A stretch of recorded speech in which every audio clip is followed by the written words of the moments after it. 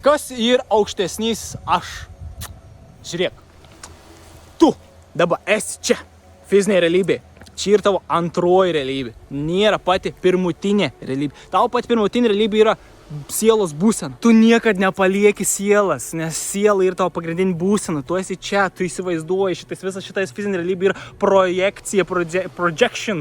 Tavo visa sąmonės. Tavo aukštesnysis aš esi pats tu.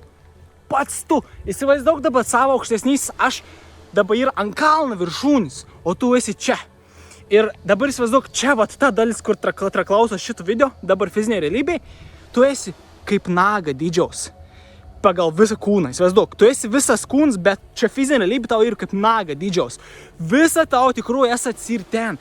Ir ant to kalno viršūnis tu gali viską matyti. Taigi, tavo aukštesnysis aš, kitaip sakant, aukštesnysis tu, tave ved.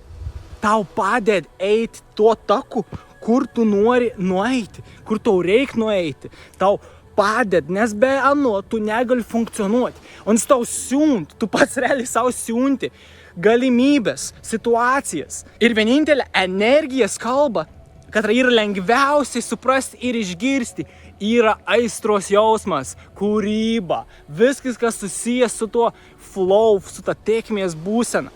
Tai jeigu tau aukštesnysis aš, arba taip sakant, tu atsiunti tau šitą situaciją, kur tu labai nori kažką padaryti ir tu jauti aistrą, ir tu to nedarai, tada tau daugiau to nesiūs, kol tu tuo būtent dalyk nepadarys, nes tai ir kaip komunikacija. Tu turi išlaikyti.